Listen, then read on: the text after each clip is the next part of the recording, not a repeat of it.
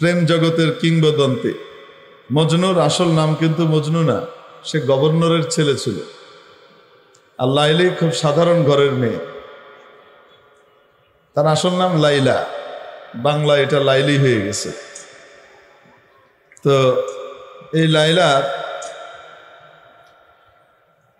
জন্য আসক্ত ছিল মজনু।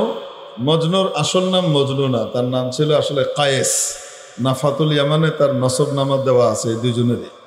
যেহেতু তার জন্য দিওয়ানা হয়ে গেছিল, একদম পাগল হয়ে গেছিল, আরবিতে পাগলকে মজনুন বলে, এজন্য তার নামই পড়ে গেছে, আসল নাম ঢাকা পড়ে গেছে, আর তার পাগলামি মার্কা সিফতি নাম প্রাধান্য পেয়েছে, তার নাম হয়ে গেছে এখন কি মজনু। মজনুন থেকে মজনু। এ কেমন পাগলামি করতো, একবার এই দেয়ালে চুমু দেয়, একবার ওই দেয়ালে চুমু দেয়, একবার ওই দেয়ালে চুমু দেয়, এদিক ওদিক ঘুরে চক্কর কাটে। মানুষ বলে তুমি কি পাগল মজনু, এগুলো কি করো তুমি? একদম শিক্ষিত মানুষ, সম্ভ্রান্ত বংশের মানুষ, তুমি করছো কি এগুলা? এখানে ওখানে চুমু দিয়ে বেড়াচ্ছ। তো সে বলে আমুরু আলা দিয়ারি দিয়ারি লাইলা উকাব্বিলু যাল জিদারা ওয়া যাল জিদারা ওয়া মা হুব্বুদ দিয়ারি শাগাফনা কলবি ওয়ালাকিন হুব্বা মান সাকানাদ দিয়ারা। আমি এদিকে ওদিকে ঘুরি, লাইলার বাড়ির আশপাশে চক্কর কাটি, এই দেয়ালে চুমু খাই, ওই দেয়ালে চুম্বন এঁকে দিই, এমনি না। দেয়াল আমাকে পাগল করে নাই, দেয়ালের ভেতরে যে বসবাস করে সেই লায়লার আসক্তির কারণে আমি দেয়ালকেও ভালোবাসি। পাগলে একদিন করছে কি, কুত্তা একটারে দইরা কুত্তার ঠ্যাঙের ভিতরে চুমু একটা দিয়েছে, কঠিন এক, মানে কি জানি কয় ডিপ কিস না, খুব গভীর চুম্বন একটা দিছে। কারে? কুত্তার ঠ্যাঙে। আরে কুত্তার গায়ে যদি দিত, মার্কিনীরা দেয় মুহে টুহে এরম এরম কিনে দিয়ে, এরা স্বামীরে বউরে চুমা দেওয়ার সময় নাই, কুত্তারে চুমায় বেড়ায় এরা, অদ্ভুত। যাই হোক, তা তো না, কুকুর একটা নেড়ি কুত্তা ওটার পায়ে ধরে দিছে চুমা। মানুষকে আরে পাগল, এটা কোনো কাজ করলি তুই? প্রশ্ন করছে মানুষজন, সেটার উত্তরও দিছে, বড় অদ্ভুত উত্তর। পায়ে সকবো সিদা মজনু খলকে পুরসিদি চে বুদ, পায়ে সকবো সিদা মজনু খলকে পুরসিদি চে বুদ, গুফতে ই সক গাহে গাহে কোহে লাইলা রফতাবুদ। মানুষ জিজ্ঞেস করলো এটা কি কাজ করলি রে পাগল? সে বলে আমি পাগল না, তোরা পাগল, তোদের চোখ নাই, তুই জানিস না এটা সাধারণ কুকুর না। আমার লায়লা যেই গলিতে থাকে, যেই গলিতে হাঁটা চলা করে, তার পা যেই গলিতে পড়ে, সেই মাটির উপর দিয়ে মাঝে মাঝে এই কুত্তা যাওয়া আসা করে, হাঁটা চলা করে, তাই এই কুত্তার পায়ের সাথেও আমার মহব্বত হয়ে গেছে। মহব্বত যখন হয় তখন তার বাড়িতে ছুটে যায়, পাগল হয়ে যায়। বুঝেন নাই মনে হয়? তো মহব্বতের কয়টা ধাপ হইল? রবীন্দ্র সরোবর 32 নম্বর, লেক পাড়, বিভিন্ন জায়গা, গার্ডেন শেষ হয়েছে, তো ঘোরাঘুরি শেষ হয়েছে না একটু? এখন আসেন আবার মাহফিলে আসে। রব্বুল আলামিন আমার আপনার সাথে কেমন সম্পর্ক চান? শুধুমাত্র প্রভুত্ব এবং দাসত্বের যে সম্পর্ক হয় মনিব এবং তার বাঁদিয়ার গোলামের মধ্যে, শুধু প্রভুত্ব আর দাসত্বের সম্পর্ক কামনা করেন তা নয়, তার চেয়ে অনেক অনেক অনেক উপরে উঠে ভালোবাসা, মহব্বত এবং মাওয়াদ্দাতের সম্পর্ক কামনা করেন। এজন্য রব্বুল আলামিন ইসলামের বুনিয়াদ আর ভিত হিসেবে এমন কয়েকটি বিধানকে বাছাই করে এনে এমন কিছু বিধানকে ইসলামের ভিত সাব্যস্ত করে দিলেন, যে বিধানগুলো এক একটা ভালোবাসার 5 ধাপের প্রতিটি ধাপের প্রতিনিধিত্ব করে। ভালোবাসার প্রথম ধাপ ছিল দুনিয়ার আস্থা আর বিশ্বাস, রব্বুল আলামিন দিয়ে দিলেন ঈমান। ঈমান কি জিনিস? আমানতু বিল্লাহি কামা হুয়া বিআসমাইহি ওয়া সিফাতিহি, ঈমান আনলাম আমি এক আল্লাহর উপরে, তিনি যেমন আছেন তেমন তার সমস্ত নাম এবং গুণাবলীগুলো সহকারে। 2 ওয়া কাবিলতু জামিআ আহকামিহি ওয়া আরকানিহি, আর তার যত বিধিবিধান আছে সবগুলাকে আমি মনে প্রাণে স্বীকার করে নিলাম, এগুলা আমাদের কল্যাণের জন্য দিয়েছেন, এগুলা বাস্তবধর্মী, সঠিক, সত্য। আমার আল্লাহ আমার অকল্যাণের জন্য কোনো বিধান দিতে পারেন না। এই বিধানের মর্ম এবং তত্ত্ব গোটা পৃথিবীর মানুষ বুঝতে পারুক আর না পারুক, আমার মাওলা যে বিধান দিয়েছেন সেটা আমাদের কল্যাণের জন্য দিয়েছেন। ওটা না মানলেই অকল্যাণ, মানলে হলো কল্যাণ। প্রতিটি বিধানের ব্যাপারে এই আস্থা আর বিশ্বাস মনের ভিতরে তৈরি হওয়ার নাম হলো ঈমান।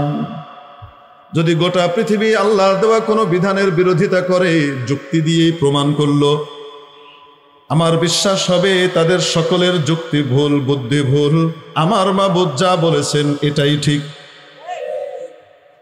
এই আস্থা আর বিশ্বাসের নাম ঈমান। ভালোবাসা যখন দ্বিতীয় ধাপে উন্নীত হয় তখন কথা বলতে ভাল লাগে, মাবুদ দিয়ে দিলেন নামাজ। নবীজি সাল্লাল্লাহু আলাইহি ওয়াসাল্লামকে বিরল সৌভাগ্য এবং সম্মান দিয়ে মাবুদ ভূষিত করলেন, ডেকে নিলেন আরশে আজিমে। প্রথম আসমান, দ্বিতীয় আসমান, তৃতীয় আসমান, চতুর্থ আসমান, পঞ্চম আসমান, ষষ্ঠ আসমান, সপ্তম আসমান, সব পার করে সিদরাতুল মুনতাহা পার করে, জাহান্নামও দেখিয়েছেন মাঝে, এরপরে জান্নাত পার করে আরশে আজিমে ডেকে নিয়ে গেলেন। ইতিপূর্বে আর কাউকে না কোনোদিন ডেকেছেন, না আর কোনোদিন ডাকবেন। ইনি প্রথম, ইনি শেষ। আরশে আজিমে কোন মাখলুক এবং কোন সৃষ্টি পৌঁছে যাওয়া এই প্রথম, এই শেষ, আর কেউ কোনোদিন যায়নি, আর কোনোদিন যাবেও। মাবুদ ডেকে নিলেন আমার পেয়ারা হাবিব নবীজি মুহাম্মদুর রাসূলুল্লাহ সাল্লাল্লাহু আলাইহি ওয়াসাল্লামকে। এত কাছাকাছি বসে কথা বললেন তারা, এত কাছাকাছি হয়ে গেলেন, কানা কাবা কাউসাইনি আও আদনা, এর চেয়ে কাছে আর হওয়া সম্ভব না। কথাবার্তা হলো, চলে আসছেন যখন, ওখানে গিয়ে উম্মতকে ভুললেন না। ইয়া আল্লাহ, আমার তো মেরাজ হলো, আপনার সাথে কথা বলার কি স্বাদ, সারা পৃথিবীর সব স্বাদ একত্রিত করলেও, হাজার কোটি দিয়ে গুণ দিলেও আপনার সাথে সামান্য কথা বলার স্বাদের সমতুল্য হয় না। হে আল্লাহ, আমার তো মেরাজ হলো, আমার উম্মতের জন্য কোনো ব্যবস্থা করা যায় না, তারাও একটু যদি আপনার সাথে কথা বলতে পারে। আল্লাহ পাক দিয়ে দিলেন, আচ্ছা তাই, ঠিক আছে যান। আপনি তো আমার সাথে একবার মেরাজ করলেন, কথা হলো, আপনার উম্মতকে দৈনিক 50 বার মেরাজের ব্যবস্থা করে দিচ্ছি। 50 ওয়াক্ত নামাজ নিয়ে যান। কয় ওয়াক্ত নামাজ দিছেন? 50 ওয়াক্ত নামাজ দিলেন, নিয়ে যান। যান আপনার উম্মতকে দেন, যতবার নামাজে দাঁড়াবে আমার সাথে তাদের কথাবার্তা চলবে। যতবার নামাজে দাঁড়াবে কথাবার্তা চলতেই থাকবে। কান নষ্ট হয়ে যাওয়ার কারণে শুনতে পাই না, দিলের কান যদি ভালো থাকতো মাওলার কথাবার্তা গুলা শুনতে পেতাম, কি উত্তর উনি দেন। হাদিসে পাকে নবীজি মুহাম্মদুর রাসূলুল্লাহ সাল্লাল্লাহু আলাইহি ওয়াসাল্লাম ইরশাদ করেন, যখন বান্দা নামাজের মধ্যে পড়ে আলহামদুলিল্লাহি রাব্বিল আলামিন, মাবুদ সাথে সাথে উত্তর দেন হামিদানি আবদি। বান্দা যখন পড়ে যাবতীয় প্রশংসা মহাবিশ্বের প্রতিপালক একমাত্র আল্লাহর জন্য প্রযোজ্য, মাওলার সাথে সাথে উত্তর দেন আমার বান্দা আমার প্রশংসা করেছে। বান্দা যখন বলে আর রহমানির রহিম, যিনি পরম করুণাময় অতিশয় দয়ালু, মাওলার সাথে সাথে উত্তর দেন আসনা আলাইয়া আবদি, আমার বান্দা আমার গুণকীর্তন করল। যখন বান্দা বলে মালিক ইয়াউমিদ্দিন, বিচার দিবসের একচ্ছত্র অধিপতি একমাত্র মালিক, সাথে সাথে মাবুদ বলেন মাজ্জাদানি আবদি, আমার বান্দা আমার গরিমা গেয়েছে। বান্দা যখন পড়ে ইয়্যাকা না'বুদু ওয়া ইয়্যাকা নাস্তাঈন, ইবাদত একমাত্র আপনার কাছে আপনারই করি, সাহায্য একমাত্র আপনার কাছেই চাই, সাথে সাথে মাওলা বলেন হাযা বাইনি ওয়া বাইনা আবদি, এটি আমি এবং আমার বান্দার মাঝখানে 50-50। বান্দা আমাকে তার ইবাদত দিবে, আমি তাকে আমার সাহায্য দেব। এইভাবে বান্দা কোরআন তিলাওয়াত করতে থাকে, রুকু সেজদায় তাসবিহ পড়তে থাকে, আল্লাহর নাম নিতে থাকে, আল্লাহু আকবার বলতে থাকে, আর আল্লাহ পাক তার উত্তর দিতে থাকেন। কথাবার্তা চলতে থাকে। দৈনিক কয়বার দিলেন? কয়বার দিয়ে পাঠাইলেন? 50 বার মেরাজ। এজন্য নবীজি বলেন as-সালাতু মিরাজুল মুমিন, নামাজ মুমিনের মেরাজ। আমি যেমন আল্লাহর সাথে গিয়ে মেরাজে কথাবার্তা বলেছি, তোমরাও কথাবার্তা বলতে পারবে। তোমাদের জন্য এই উপহার উপঢৌকন বিশ্বনিয়ন্তা মহা আরশের মালিক রব্বুল আলামিনের পক্ষ থেকে। 50 ওয়াক্ত নামাজ নিয়ে আসতেছেন, কি খুশি আমার উম্মত, 50 বার কথা বলবে আল্লাহর সাথে। ষষ্ঠ আসমানে এসে মুসা আলাইহিস সালামের সাথে দেখা, ফিরতি পথে দেখা, আগেও দেখা হয়েছে একবার যাওয়ার পথে। আল্লাহ কি দিলেন? আরে 50 ওয়াক্ত নামাজ দিয়েছে। মুসা আলাইহিস সালাম বলে, আপনি খুব খুশি মনে হচ্ছে, 50 ওয়াক্ত নামাজ দিয়েছে, আপনি বুঝেন? পড়তে পারলে যেমন সওয়াব আছে, না পড়তে পারলে তো ডান্ডাও এরকম, এটা তো ফরজ। ইন্না উম্মাতাকা লা তুতিক, পারবে না আপনার উম্মত, পারবে না। ওয়া ইন্নী জাররাবতু কওমি ওয়া আলাজতু উম্মতি, আমি উম্মত চালানোর দীর্ঘ অভিজ্ঞতা আমার আছে। আপনার মর্যাদা আমার চেয়ে অনেক বড়, বেশি মর্যাদায় আপনি আমার চেয়ে অনেক বড়, ঠিক, কিন্তু উম্মত চালানোর অভিজ্ঞতা, এই দিক থেকে আপনার চেয়ে আমার অভিজ্ঞতা বেশি। আপনি আমার কথাটা নেন। আমি আমার উম্মত চালায় দেখছি, এগুলো এত টাল্টি বাল্টি করছে, বেতমিজি করছে, পারবে না 50 ওয়াক্ত। আপনার উম্মত অনেক দুর্বল, কমিয়ে আনেন। নবীজি গেলেন, আল্লাহ 5 কমিয়ে দিলেন, রইল কত? মুসা আলাইহিস সালামের সাথে ফিরতি পথে আবার দেখা, আবার যান, আবার পাঠাইছে। ইন্না উম্মাতাকা লা তুতিক, পারবে না যান। এইভাবে 9 বার পাঠাইলেন। কয়বার? প্রতিবার আল্লাহ কত করে কমান? তো 5 নং কত কমলো? রইল কত? হারাধনের 10টি ছেলের মতো আর কি, রইল বাকি কত? 5। এই 5টি দিয়ে এবার মুসা আলাইহিস সালামের সাথে আবার দেখা। মুসা দেখে পারবে না, আরে আপনি আবার যান, কমায় আনেন। নবীজি বলেন, ইন্নী আস্তাহি, আমার লজ্জা করছে আল্লাহর কাছে, আর যাই কেমনে? প্রতিবার 5 করে কমাইছে, এইবার গেলে বাকি 5 আছে, হেডে লইলে আর থাই কি, আমার লজ্জা করছে। আচ্ছা ঠিক আছে, যান। এখন রাসূল সাল্লাল্লাহু আলাইহি ওয়াসাল্লাম 5 নিয়ে রওনা দিচ্ছেন। জমিনে এখনো নামেননি, আসমানের এরিয়া পার হচ্ছেন, উপর থেকে আওয়াজ আসছে, প্রিয় হাবিব, ও আমার প্রিয় হাবিব, আপনার উম্মতকে জানিয়ে দিলেন 50-এর পরিবর্তে 5 দিলাম। এই 5 যদি কেউ ঠিক মতো সময় মতো গুরুত্বের সাথে আদায় করে, আমি তাকে 5 নয় 50-এরই সওয়াব দিয়ে দিব। ভালোবাসার দ্বিতীয় ধাপ হলো কথাবার্তা বলা, মাবুদ দিয়ে দিলেন নামাজ। ভালোবাসার তৃতীয় ধাপ খরচ করা, আল্লাহ পাক দিয়ে দিলেন যাকাত। খরচ করো আমার বান্দা, আমার দেখানো পথে খরচ করো, যেখানে বলেছি সেখানে দাও। যাকাত যে কোনো জায়গায় মন চাইলে দেওয়া যায় না, আল্লাহ যেখানে নির্ধারণ করে দিয়েছেন সেখানে দেওয়া যায়, ঠিক কিনা? মসজিদে যাকাত দেওয়া যায় না, বিল্ডিং বানানোর জন্য যাকাত দেওয়া যায় না। যাদেরকে যাকাত দিতে হয় তাদেরকে যাকাতের মালিক বানিয়ে দিতে হয়। উপযুক্ত লোককে কি দিতে হয়? মালিক বানাইতে হয়। অর্থাৎ আপনি যাকাতের টাকা দিয়ে টেলিভিশন চ্যানেল খুললে যাকাত আদায় হবে না, বুঝে নিয়ে। এরম উল্টা পাল্টা মাসলাওয়ালা আছে না নাই আমাদের দেশে? আছে। যাকাতের টাকা দেন, আমরা টেলিভিশন চ্যানেল করে দিন ইসলাম প্রচার করে উল্টে ফেলবো। আসলেই তো উল্টায়, তুমি আগেই ফেলাইছো। যাকাতের টাকা দিয়ে কখনো কি টেলিভিশন চ্যানেল এগুলো করা যায়? কে মালিক হবে? যাকাতের টাকার মালিকটা কে হবে টেলিভিশন চ্যানেলে? বলেন, হবে কেউ? যাকাতের টাকা দিয়ে মাদ্রাসার বিল্ডিংও বানানো যাবে না। যাকাতের টাকা দিয়ে মাদ্রাসার শিক্ষকের উস্তাদের বেতনও দেওয়া যাবে না। যাকাত আদায় হবে না। তাহলে হুজুর আমরা যে মাদ্রাসায় দিই কি হয়? আমরা মাদ্রাসায় আপনারা যেগুলা দেন সেগুলা দিয়ে ওখানে যে গরিব ছেলে পেলেরা পড়ে তাদের খাবার দাবার, কাপড় চোপড়, তাদের বিভিন্ন সুবিধাদের ব্যবস্থা করা হয়, তাদেরকে ওগুলো মালিক বানায় দেয়, তারা খায়। বোঝাতে পারি নাই মনে হয়? তো মাওলানা পাক দিয়ে দিলেন যাকাত, আমার রাস্তায় খরচ করো। 2.5% আমি যেমনি কই ওই জায়গাতে দাও, বাকি 97.5%-এর মধ্যে থেকে সব পেটে বইরো না, সেটা অপশনাল। তুমি সেখান থেকেও দান করবা। আমার সাথে তোমার মায়ার মহব্বত যত বাড়বে তুমি তত বেশি দিবা। সাধ্য অনুপাতে মাওলার রাস্তায় খরচ করবো তো ইনশাআল্লাহ। কয়টা গেল? মহব্বত যখন 4র্থ ধাপে পৌঁছায় তখন খাওয়া দাওয়া বন্ধ করে দেয়, মনে আছে না নাই? মাওলায়ে পাক দিয়ে দিলেন রমজান মাসের রোজা, সিয়াম সাধনা দিয়ে দিলেন, রাখো বান্দা আমার জন্য উপোস থাক। যে যাকে ভালোবাসে না তার দোষগুলোও তার কাছে কি হয়ে যায়? আরেক গুণ হয়ে যায়। বুঝেন নাই মনে হয়? দুজন মানুষ বসে আছে, একজন আরেকজনের শত্রু, হঠাৎ গন্ধ পাওয়া গেল, তো বলতেছে মরা গরু খায়া ছাড়ছে, নেবে দরকার কি না, তেমন কোনো গন্ধই নেই, ঠিকই আছে। কেল্লিগা হের কাছে এটা মিষ্টি মিষ্টি লাগে, হ্যাঁ দোস্ত যে এর লেগে। বুঝেন নাই মনে হয়?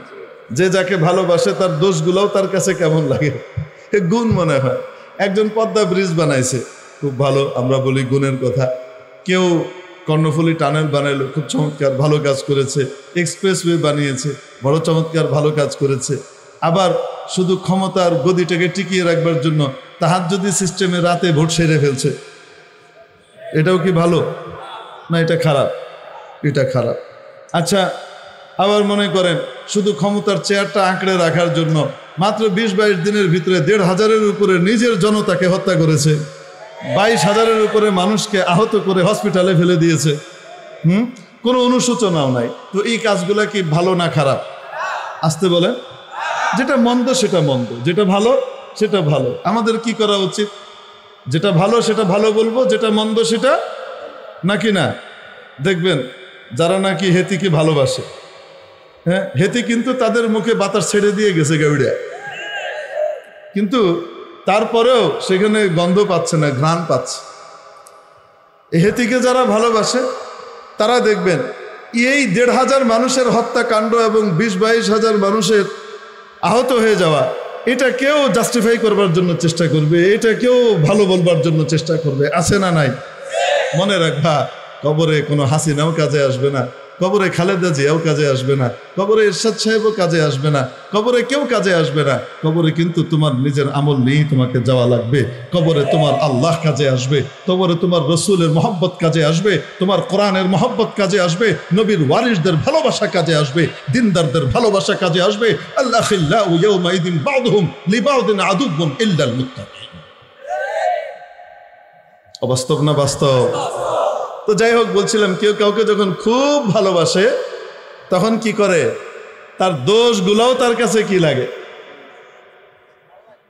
গুণ মনে হয়, ভালো লাগে।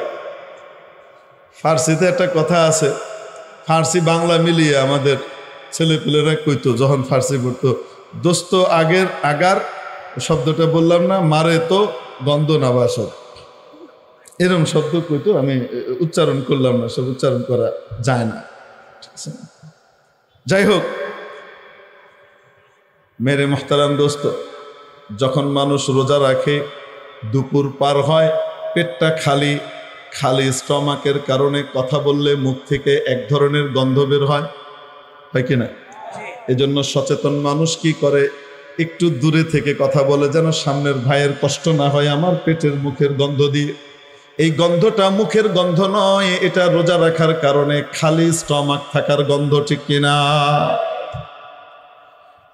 মুখ থেকে যে দুর্গন্ধটা বের হয় এটা তো দুর্গন্ধ, কিন্তু রব্বুল আলামিনের সাথে এই বান্দার ভালোবাসা এত প্রগাঢ়, এত গভীর হয়ে যায়। নবীজি সাল্লাল্লাহু আলাইহি সাল্লাম বলেন, লাখালুফু ফামিস সাইমি আতয়াবু ইনদাল্লাহি মিন রিহিল মিস্ক।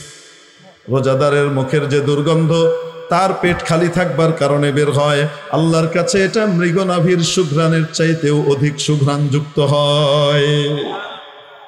মাওলানা পাকের কাছে এটা অনেক বেশি প্রিয় হয়, কারণ মহব্বত আর ভালোবাসা তৈরি হয়ে গেছে।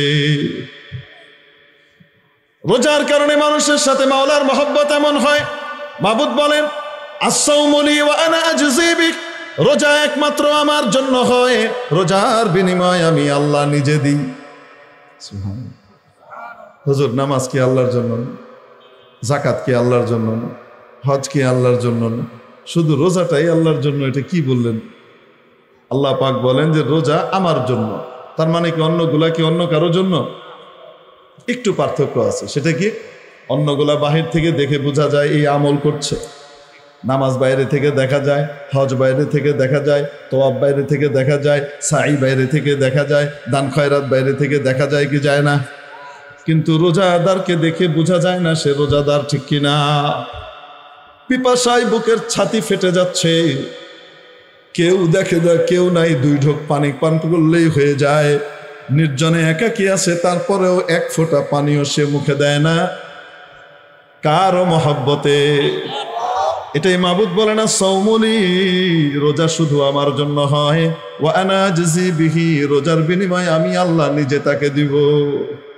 অর্থাৎ সমস্ত আমলের বিনিময় আল্লাহ পাক ফয়সালা করবেন, ফেরেশতারা বুঝিয়ে দিবেন, আর রোজার বিনিময় আল্লাহ নিজে দিবেন। সুবহানাল্লাহ। রোজার বিনিময় কে দিবেন? আল্লাহ পাক নিজে দিবেন। অন্য রিওয়ায়াতে আছে ওয়া আনা উজজা বিহি, রোজার বিনিময়ে আমি আল্লাহ তার হয়ে যাব। বুঝে আসে না? সুবহানাল্লাহ, আসতে বুঝে। খলিফা হারুনুর রশিদের একটা কালী বাদী ছিল, দেখতে শুনতে তেমন সুশ্রী না, বেসকি মার্কা কালী। কিন্তু হারুনুর রশিদ এই বাদীকে খুব প্রায়োরিটি দিতেন, তার কথাবার্তা খুব শুনতেন, গ্রহণ করতেন, প্রায়োরিটি অনেক বেশি দিতেন। তো আমত্ত বর্গের ভিতরে, সাংসদ মন্ত্রীবর্গের ভিতরে কথাবার্তা চলে, কানাঘুষা চলে, চোখাচোখি করে। বাদশার রুচি সব জায়গাতে এত ফার্স্ট ক্লাস, আনপ্যারালাল রুচি, এত সুন্দর রুচি সব কিছুতে। এই জায়গাতে এসে রুচিটা হুঁচট খেলো কেন? এই কালী বাঁধের ভিতরে পাইছেটা কি? একটু রূপসী টুকুসি হলে একটা কথা ছিল, এটার ভিতরে কি পাইছে? বাদশাহ এদের চাহনি দেখে বুঝে ফেলেছেন এরা মনে হয় এই বিষয়টা নিয়ে একটু আলোচনা সমালোচনা করে। উনি করলেন কি, ট্রেজারারকে ডাকলেন, ওনার যে খাজানচি আছে তাকে ডাকলেন, ডেকে বললেন, কানে কানে বললেন, শোনো, এখানে যে কয়জন মানুষ আছে খাজানা থেকে এই পরিমাণে সোনা দানা হীরা জহরত মণি মুক্তার এক একটা করে স্তূপ বানাবা।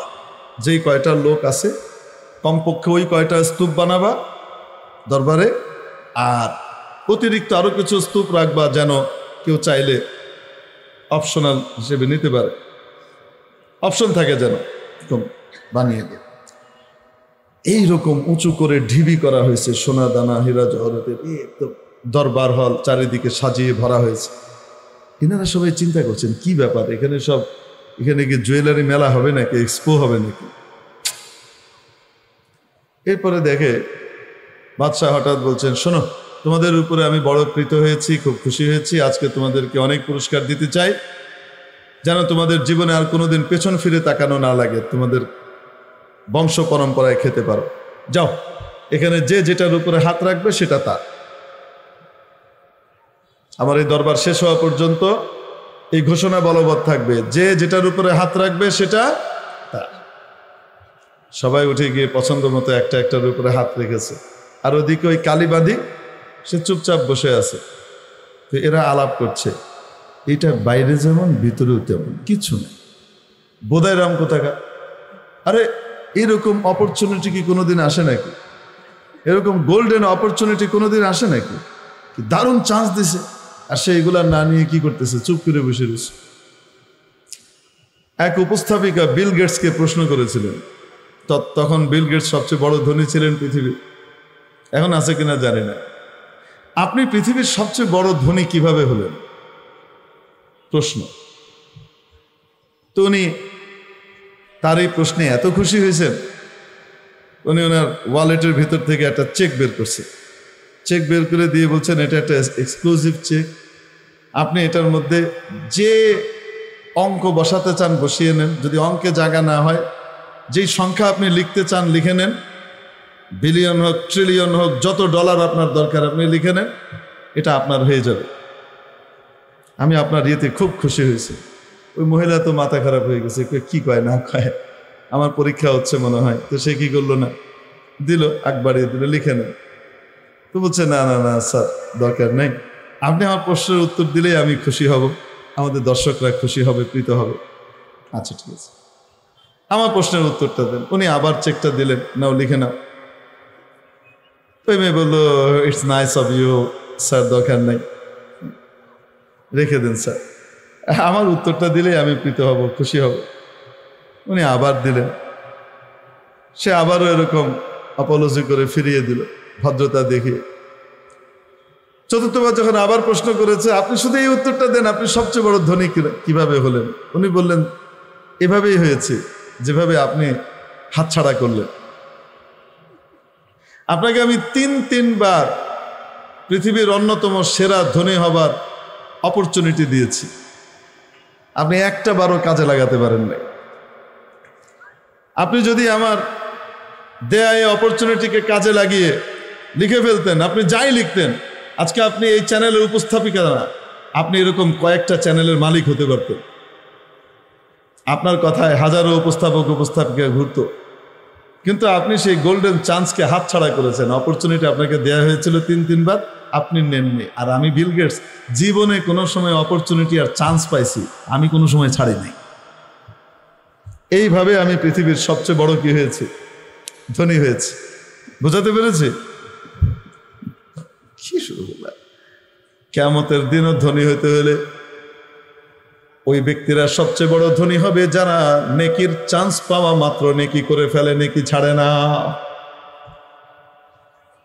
নেকি যত ছোটই হোক ছাড়বো না, গুনাহ যত ছোটই হোক করব না, এই নীতিতে যারা চলে তারা কিয়ামতের দিন সেরা ধনীতে পরিণত হবে।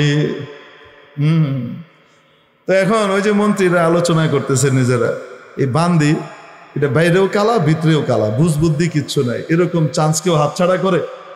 তো বাদশাহ বলছে নাই, তুমি কিছু নিলে না? তো সে পাল্টা প্রশ্ন করে, আমিরুল মুমিনিন আমাকে একটু বলেন, আপনি যে ওয়াদা করেছিলেন, প্রতিশ্রুতি দিয়েছিলেন, সেটা কি সঠিক? সঠিক মানে কোন প্রতিশ্রুতি? এই যে যেটার উপরে হাত রাখবে সেটা তার। হ্যাঁ অবশ্যই, এই দরবার শেষ হওয়ার আগে আগে যে যেটার উপরে হাত রাখবে সেটা তার, অবশ্যই সঠিক। বাঁধি উঠে ওই ধন সম্পদ যেখানে আছে ওগুলার দিকে না গিয়ে উল্টো দিকে যাচ্ছে, মানে আসলেই বোকা। উল্টো দিকে গিয়ে পিছন দিকে হেঁটে এসে বাদশার মাথার উপর হাত রেখেছে। এখন সবার চোখ খুলে গেছে। আমরা যাকে বোকা মনে করতেছিলাম মাদ্রাসায় বাচ্চা দিছে, আমরা যাকে বোধাই মনে করতেছিলাম বানের জলে বাচ্চাটাকে ভাসাইয়া দিছে, এটাই তো আসলে বুদ্ধিমান। চোখ বন্ধ হলে বুঝে। এখন সবার চোখ খুলে গেল, হায় রে, আমরা তো বাদশার খাজানার কোটি ভাগের 1 ভাগ করে অল্প কিছু পেয়েছি, আর এই বাঁধি বাদশার মাথায় হাত রেখে বাদশাকে নিয়ে নিয়েছে, বাদশা যার গোটা খাজানা তার। মাওলা বলেন নাসাউমুলি, রোজা একমাত্র আমার জন্য, আনা উজজা বিহি, রোজার বিনিময়ে আমি আল্লাহ আমার বান্দার আমার বান্দির হয়ে যাই। রোজা রাখবো তো ইনশাআল্লাহ। ভালোবাসা যখন 5ম ধাপে পৌঁছে পাগল হয়ে যায়, বাড়িতে ছুটে যায়, মাওলা দিয়ে দিলেন হজ। রমাদানুল মুবারকের মাত্র 2 মাস পরে হজ দিয়ে দিলেন। আমার পাগলরা আমার কাছে আসবে, এসে মাওলার দরবারে দেখবেন আল্লাহর ঘরকে কেন্দ্র করে চক্কর লাগাতে থাকে। যেহেতু পাগল হয়ে গেছে, মাথা টাথা ঠিক নাই, পাগলের অভিনয় করছে, পাগলের বেশ ধরেছে। পাগলের যেমন নখ চুল কাটার সময় থাকে না, ফিকির থাকে না, তার জন্য নখ চুল ইত্যাদি কাটা ইহরাম অবস্থায় নিষেধ। পাগল যেমন সুগন্ধি ব্যবহার করার কোনো ফিকির তার থাকে না, ঠিক তেমনিভাবে এই পাগলের জন্য সুগন্ধি ব্যবহার করা নিষেধ। এমনিভাবে যত কাজ আছে সবগুলাই পাগলের সাথে সাদৃশ্যপূর্ণ। মাওলার জন্য পাগল হয়ে গেছে, মাওলার দরবারে গিয়ে চক্কর লাগায়। আল্লাহ পাক আমাদের সবাইকে মাওলায়ে পাকের খাঁটি পাগল হওয়ার, সত্যিকারের আশিক হওয়ার তৌফিক দান করেন। ওয়া আখিরু দাওয়ানা আলহামদুলিল্লাহি রাব্বিল আলামিন। আসসালামু আলাইকুম ওয়া রাহমাতুল্লাহি ওয়া বারাকাতুহু।